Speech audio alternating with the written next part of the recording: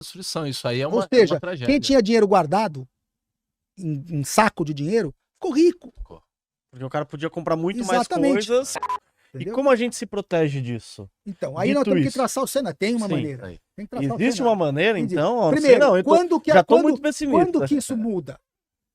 Tá? A conexão do mercado de dívida com o mercado real é o serviço da dívida, certo? Quer Sim. dizer, o mercado real, a economia real, tem que gerar uma renda para servir a dívida. Tá? Então, o que mantém o mercado de dívida com confiança é você ter uma dívida e você receber o seu juro. Tá? Se você tem excesso de dívida e mesmo com a atividade econômica, as empresas, bancos, os tomadores não conseguem pagar juros, você começa a ter o problema de confiabilidade. Credibilidade começa a ruir. Tá? Este risco começa a aparecer, e eu vejo ele aparecendo agora, sutilmente já. Porque o Fed baixou o juro e, ao mesmo tempo, você viu agora o mercado continua aquecido. Então, as pessoas não estão querendo, digamos assim, o mercado não está muito animado para sancionar essa queda de juro, porque ele vê risco.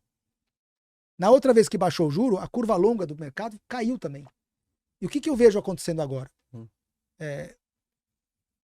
Os credores não estão animados para emprestar dinheiro, porque a necessidade de rolagem é muito grande agora. Muita gente tomou empréstimo lá em 18, 19, 20 com juro baixo. Vai todo mundo vir para retomar esse dinheiro. Tá? O juro é mais alto hoje e a economia não está tão bem. Então, o cara, quando tem que emprestar de novo, alguém tem que tomar, ele vai precificar mais alto, independente do Fed. Dependendo do Fed cair para 3, para 2, o cara não vai emprestar mais baixo. Ele fala assim, tá todo mundo devendo mais e com mais risco. Eu vou pedir mais prêmio. Nesta hora, você começa... Quem já tem a dívida na mão, perde dinheiro. Porque a curva abre. A confiança de quem já é um credor já diminui porque ele já tem um prejuízo. O cara que já tomou isso aqui, ó. Então o cara já está menos confiante para emprestar. Então esse cara pede mais taxa. Então um mercado de 400, 500 trilhões, se 1 trilhão precifica a uma taxa mais alta, todo mundo perde. Basta você ter um print de uma boleta de grande volume, num outro preço, muda todos os preços de tudo. Reprecifica tudo. Reprecifica. E aí você, mesmo com o Fed baixando o juro, você não tem pessoas emprestando, você não tem a criação de crédito que precisa. Aí começa a ter uma destruição de crédito. Isso aqui já é destruição de crédito, porque o cara perde, o valor da carteira dele cai. Se ele vender a carteira hoje, ele vai perder. Se os bancos venderem a carteira deles hoje, eles vão perder 700 bilhões. Como é que o cara empresta? Resgate, ele vai precisar fazer isso. Se tiver gente sacando o depósito, vai precisar fazer. 700 bilhões evaporou. Só dos bancos comerciais.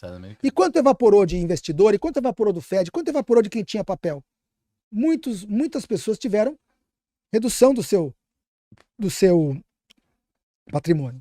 Então, isto é o começo da situação onde não dá mais para expandir crédito. E aí você tem um movimento igual de 29. Que você tem, esse cenário gera uma perda de confiança, as empresas não têm financiamento, não conseguem vender, o cara que tem dinheiro para gastar não gasta, porque já está perdendo. Então, a demanda agregada do mundo reduz de tal maneira que você entra em recessão / depressão. E aí cai a arrecadação.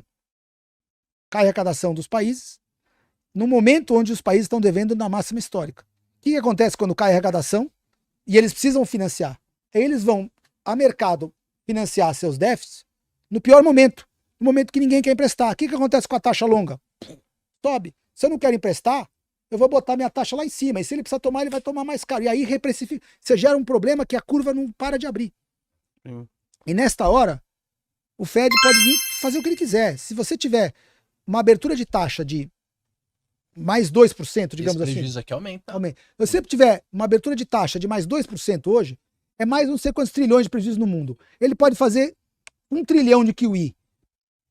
A destruição de moeda for 5 trilhões, ele pode botar 1 trilhão. Ele só matou 20%.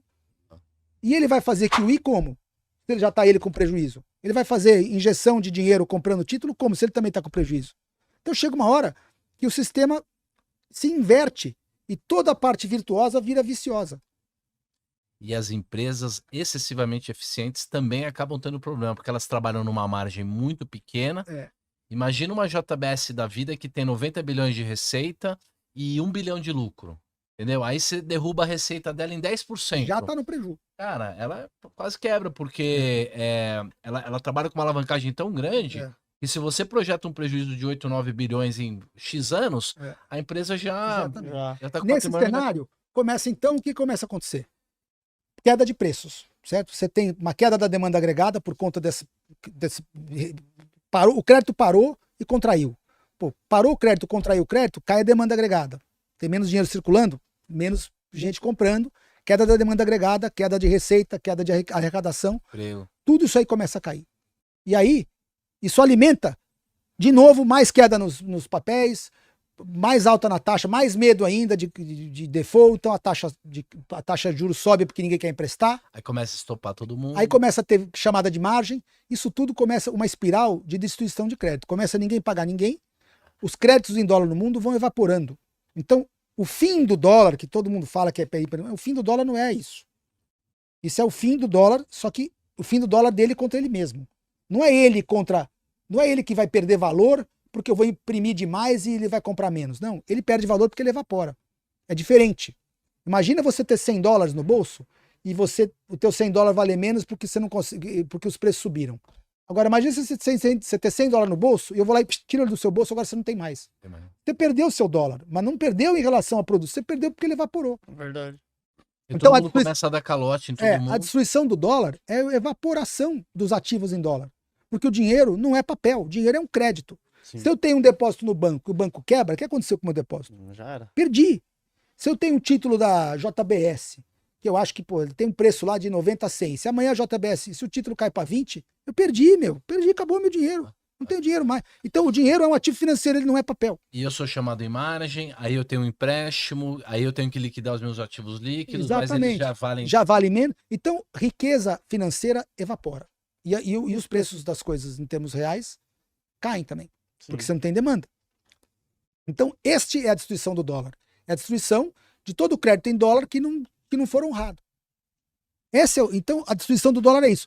Como se proteger disso? Aí você tem que pensar o seguinte: qual é o crédito em dólar que é o menos provável de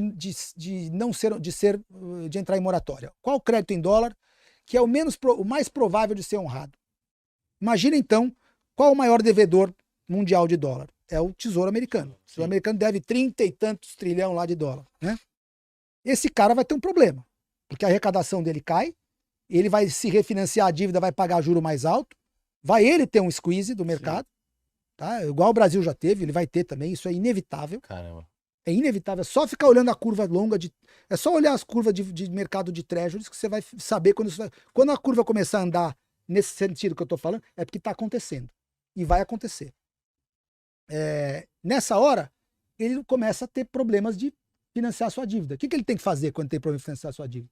Eu começo a decidir o que eu vou pagar, o que eu não vou pagar. Verdade. Ah, pô, você senta lá, eu consigo financiar? Não consigo. Não consigo colocar leila, eu vou ter que cortar gasto. Não é porque eu... Então, nessa hora, até o Galípolo vai ter que cortar gasto, o Galípolo, o Haddad, porque ele não é que ele... Então, ele vai ser forçado, ele vai ser colocado de joelho. É que nem o pai de família que não tem dinheiro, ele vai ter que... Cara, eu vou ter que pagar o que eu vou fazer, porque eu tenho que manter o governo funcionando. Eu vou parar de pagar a pensão do fulano, vou ter que parar de pagar tal despesa, vou começar a pagar. Ah, mas os pensionistas, dá default nos pensionistas, dá default não sei o quê. Ah, eu tenho o cupom do bom de 30 anos. Ah, esse do bom de 30 anos não paga. Agora, tem um mercado que ele tem que pagar, porque se ele não pagar, tudo fecha. É o overnight. É o overnight. E o mercado americano não tem overnight de um dia, são títulos muito curtinhos. Chama T-bills. É de um mês, é de uma semana, de 2 meses. Esses T-bills estão vencendo, esse ele vai pagando, porque se ele não pagar esse, ele perde acesso ao mercado no geral. O Brasil já chegou numa situação que ele não pagava ninguém, a não ser o mercado de overnight de um dia.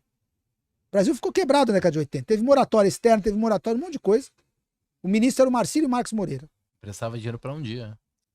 A economia só rodava com dinheiro de um dia. E o juro, para não ter inflação, tinha que ser 45%. Por quê? Porque você não tinha duration no mercado. Como o único dinheiro que circulava no mercado era dinheiro de um dia, é quase que nem papel, certo? Dinheiro de um dia. O que faz a diferença é que por que não vai explodir a inflação hoje? Porque o dinheiro hoje não é de um dia. O dinheiro de hoje é crédito longo. Entendeu? Uma simples alta na taxa já faz aquilo contrair tanto, já faz evaporar tanto dinheiro, que não tem como você ter inflação. Uma simples alta hoje no Treasury de 4 para 5, ou de 5 para 6, bota o mundo de joelho. Sim. Entendeu? O Brasil não tinha isso, o Brasil não tinha sistema de crédito. Na década de 80 era só overnight. Todo mundo que aplicava para um dia, e todo mundo que tomava para um dia. Não tinha empréstimo no Brasil. A nossa moeda era tão... na década de 80 a gente não tinha... Os bancos viviam emprestando dinheiro de um dia, de um mês. Entendeu? Ninguém emprestava de 3 anos, 4 anos, 5 anos. Era assim. Então, nesse cenário, o governo para de pagar a dívida longa, ele para de pagar a pensão. A única coisa que ele não vai parar de pagar é o cash, é a dívida de curto prazo, que é análogo ao cash. Então, a posição correta numa situação dessa é cash. E já tem gente muito inteligente nesta posição hoje. O Warren Buffett hoje tem 300 bilhões em T-bills. 300 e poucos bilhões em T-bills. Ele está zerando a carteira dele de ações porque ele, acredito eu, que ele já enxerga esse cenário. Nossa, ele tá zerando então. Ele está vendendo ele ações, ele está fazendo cash, porque ele enxerga que vai ter hora muito melhor para comprar. Por isso que a gente fala do barbell do Taleb, né? Que é o quê? Se você tiver 70%, 80% do seu dinheiro em numerar, né? Que é exatamente o caixa, que é exatamente o T-bill de 1 mês, de 2 meses, então ele é reserva de valor.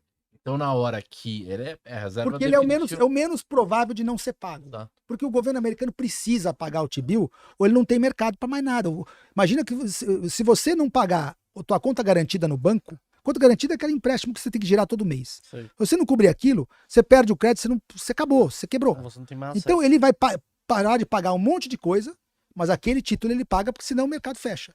Enquanto você tiver T-bill curto, por mais que o mercado esteja nervoso, você vai rolando ele toda semana. Que nem o Brasil rolava todo dia. Quanto mais nervoso ficar, mais o máximo que pode acontecer é que ele vai pagar um juro alto no T-bill. 4, 5, 6, 8, mas é de um dia, então você vai rolando. Porque esse ele paga. Igual o Brasil. O Brasil ficou na década de 80, o cara rolando o overnight lá, 40%, mas pagava. Por isso que não faz sentido você fazer o risco médio, que é comprar uma debenture de 5 anos de uma empresa XYZ, porque vai pagar 120 do DI. Isso aí é um absurdo, não faz sentido.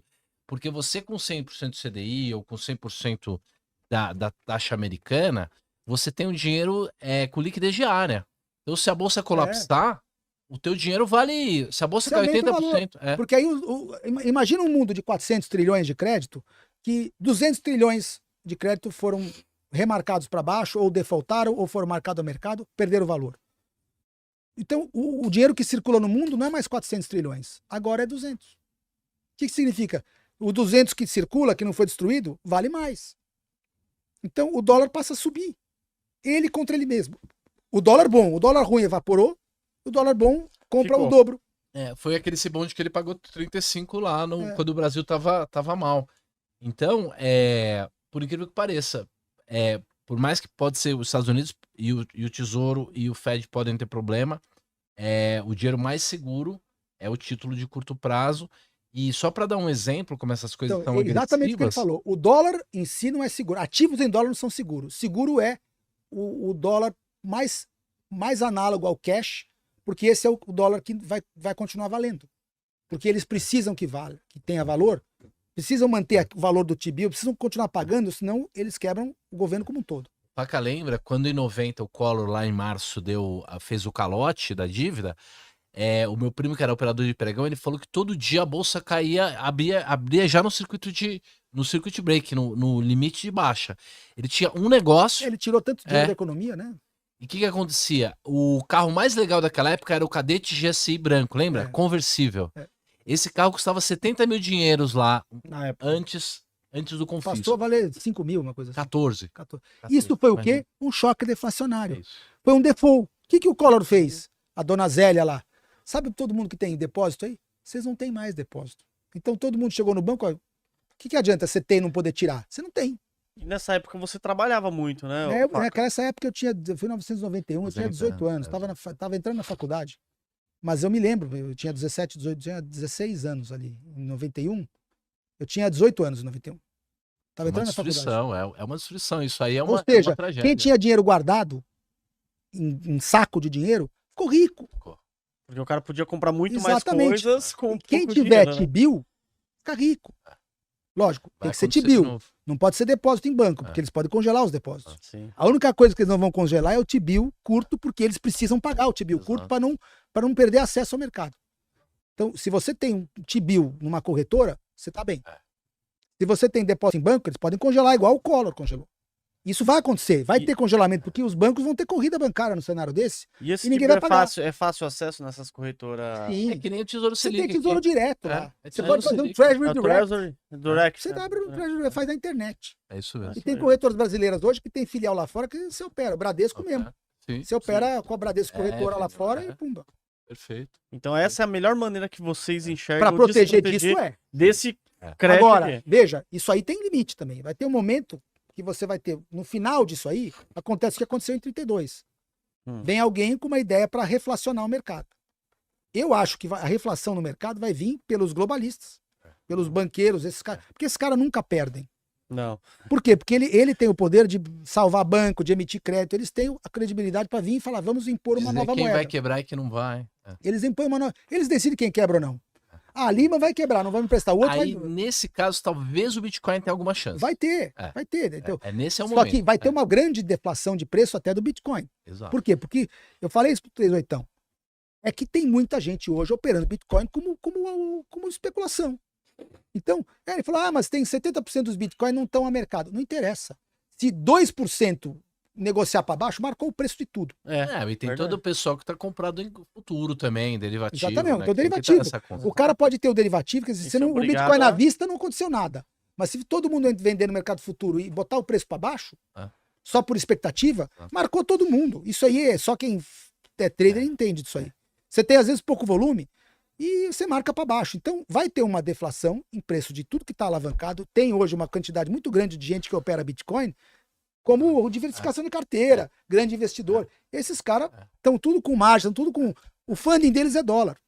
O cara aplica dinheiro em dólar no fundo e o cara vai lá, captou em dólar, vai comprar Bitcoin. Ele tá com ativo em Bitcoin, passivo em dólar. Esse cara vai perder.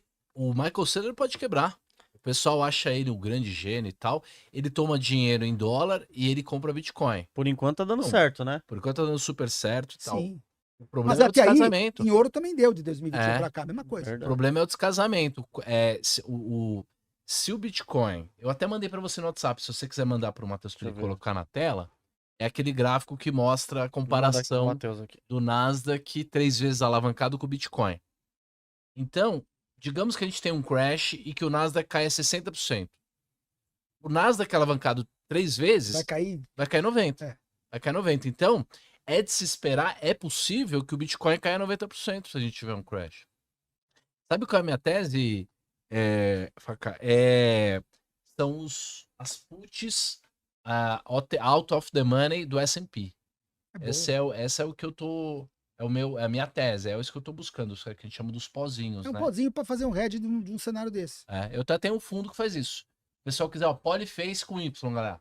Polyface.com.br é um fundo que compra... Sou acionista do. Você É, é cotista. acionista cotista, né? Não, você não. Cotista. A Laurinha. A Laurinha, É. já comprei pra carteira dela. A gente compra puts do Bova 11 para proteger um portfólio de Sim, ações no Brasil. sim. É bem Ah, já tá na tela. Deixa eu colocar aí. Eu já vou colocar aqui, Roxo. Fechou. Deixa aqui. Deixa eu colocar aqui. Roxo. Você não tem nenhum problema. Não, tem não. Ah, eu vi esse gráfico também.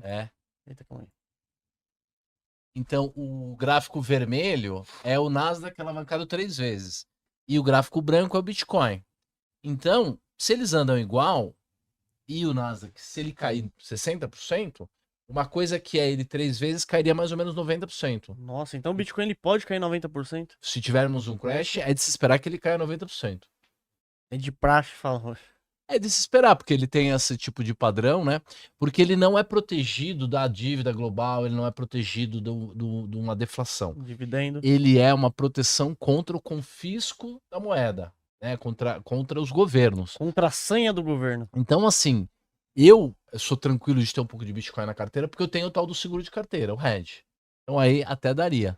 Mas não vai... O Bitcoin não é uma solução para o colapso da moeda. Bitcoin pode ser depois que tiver o colapso da moeda, se você Sim. comprar ele com 90% de desconto, pode ser que ele se Não, torne porque de fato uma ele moeda. protege, né, você, na verdade, ele protege você de confisco de dinheiro do governo. Certo? E de impressão, quer dizer, ele protege você de currency debasement, né? Daquela coisa de você segurar uma reserva de valor que o emissor vai emitindo e vai te roubando.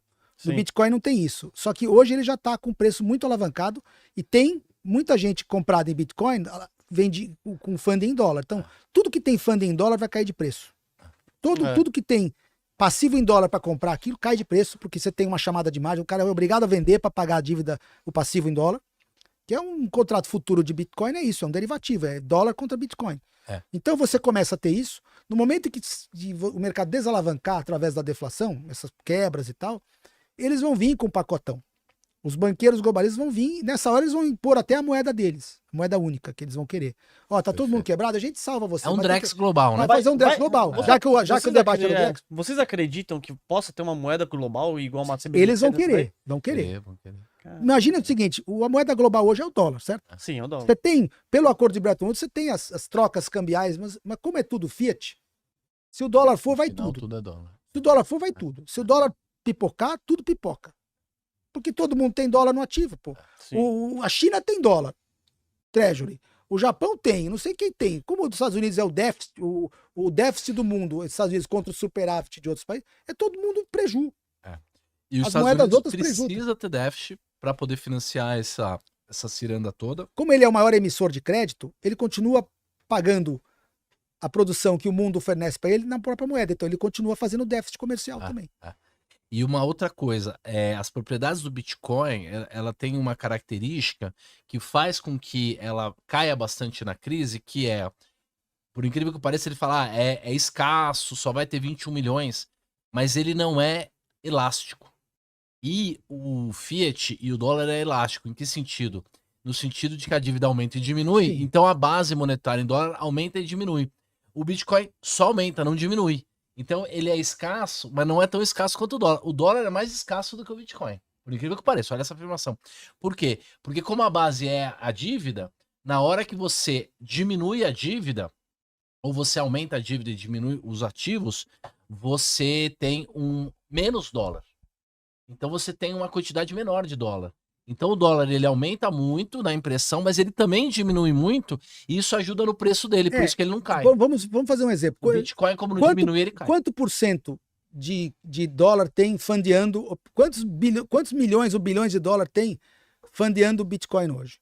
Se tem hoje um total de X bilhões de dólares alavancando compras de Bitcoin, esses X bilhões vão sair no momento desse, vão desalavancar. E o preço vai voltar para um preço sem alavancagem. Eu não sei qual vai ser, se vai ser 15 mil, 10 mil, Sim. 5 mil, não sei. Tem que deixar acontecer. Alguma coisa vai, entendeu? Então aí, nessa hora que você começar a sentir que vai vir um plano de reflação, ó, vamos trocar aqui essas dívidas quebradas em dólar por um vamos salvar, vou comprar essa dívida tua em troca de uma moeda Drex mundial aqui.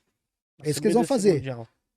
No Brasil já tem esse plano. Eles vão começar a pagar as pessoas em Drex. Imagina você com crédito podre, o cara vai te dar um pacote de salvamento, vou comprar o teu crédito por 20% do valor. Tesouro Selic, eu vou te pagar com Drex. Exatamente. Nossa, o mundo vai falar assim, eu vou te pagar com esse Drex mundial aqui. Você tem um crédito podre. Tá bom, ele já caiu 70% ou 80% do valor. Eu vou comprar ele por 70% do valor. Caiu 80% do valor. Tá valendo 20% do valor de face. Eu ainda te dou um 5 a mais, 25, mas eu vou te pagar em Drex, tá? Se quiser em dólar é 10% do valor. Mas em Drex é 20, 25. Tá aí bom? a adesão começa, né? Nessa hora começa. Nessa hora, quem tiver dólar cash e ainda tiver uma parte do cash, se tiver em banco, vai ser confiscado, vai ser compulsório, travado e tal. Mas quem tiver o T-bill que ainda tá pagando, cara, tem que pegar aquilo, sair de tudo e comprar tudo que você quis comprar na sua vida. Imóvel, ouro, Bitcoin, não sei o que, vai pra tudo. Tudo foi real. Tudo foi real. Milho, soja, o que você puder estocar. Essa hora é pra ir pra tudo. Entendeu? Caramba, que tenso, né? Se você Porque aí eles estão inflacionando de novo. Nessa hora, Mas chegou no é poço. tenso, pra quem não sabe as regras do jogo. Hoje nós contamos tudo. O cara já entendeu como é que vão ser as coisas. Na verdade. Eu já tô pronto, eu já sei o que eu quero comprar. Exato. Tem aquela ação que você quer comprar, tem aquela. Pô, você quer comprar vinícola. Eu vi isso acontecer na crise da Argentina, cara. Isso aí. O argentino meu, que trabalhava do meu lado, fiquei com medo na hora, mas ele falou, vamos comprar uma vinícola em Mendoza, cara, tá $100 mil. Mas ficou 100 meio assim. mil dólares. Eu não comprei, ele comprou sozinho. Pegou um pouco do bônus dele lá, o Ariel, comprou lá uma vinícola em Mendoza. Caramba, nunca mais perdeu. Nem com todas as crises depois ele perdeu. Então a melhor saída é investir em ativos reais. Lá embaixo. Depois. Lá embaixo, depois. A estratégia é a Barbell, é a carteira 360 que eu explico. A primeira passo, diversificação Barbell. Você tem que ter o dinheiro nos extremos, foge do risco médio, é muito risco de um lado e ultra conservador do outro. Nesse caso é o T-bill. Mais ou menos parecido com o que eu faço. Eu deixo 90 e tantos % dos meus investimentos em T-bill, aí eu de vez em quando quero apostar alguma coisa, eu compro uma coisinha assim para alavancar, ver opções, ver estratégia, para não usar nem o caixa. Eu não quero nem pôr o caixa. É isso. Porque aí pode ter uma chuva de meteoro, o caixa tá lá, ele vai valer cada vez mais. Segunda, diversificação Barbell. Segundo é rebalanceamento dinâmico. Que é isso, você tem no dia a dia essa variação. Porque o pêndulo, que é os juros, ele fica fazendo assim. Então, quando o juro sobe, tudo que é ativo real, ativo de risco, cai, e a reserva de valor, que é o Numerer, que é o T-bill, valoriza. Então, você vende o T-bill e compra a bolsa. E vai e volta, né? É o balanceamento dinâmico. Nós vamos fazer isso em grande escala na hora que tiver esse crash. A terceira característica é comprar valor, quer dizer, ativo bom. Empresa boa, ativo bom, risco bom e tal. O quarto passo é adicionar opcionalidade, se você puder. Então, ao invés de você entrar com dinheiro, você entra através de derivativos e tal. E o quinto é repetir e melhorar. Então, dá para estar com a carteira prontinha sem ter que descobrir o dia que isso vai acontecer. O problema é que não dá para entrar numa onda se você não estiver remando. Sim. Se você não estiver remando, não adianta você falar, tá vindo a onda, agora eu vou começar a remar. Agora já eu é vou tarde. começar. Tubarões, se vocês quiserem ver cotação de ações, de fundos imobiliários, de BDRs, ETFs, criptomoedas, você consegue ver através do site do Investidor 10, a plataforma completa. Tem diversos rankings também, maiores lucros, maiores ROIs, empresas que pagaram mais dividendos nos últimos 12 meses. É uma plataforma completa e você consegue gerenciar sua carteira. O QR Code tá aqui na tela, aqui, só você acessar ou no link da descrição aqui do vídeo também.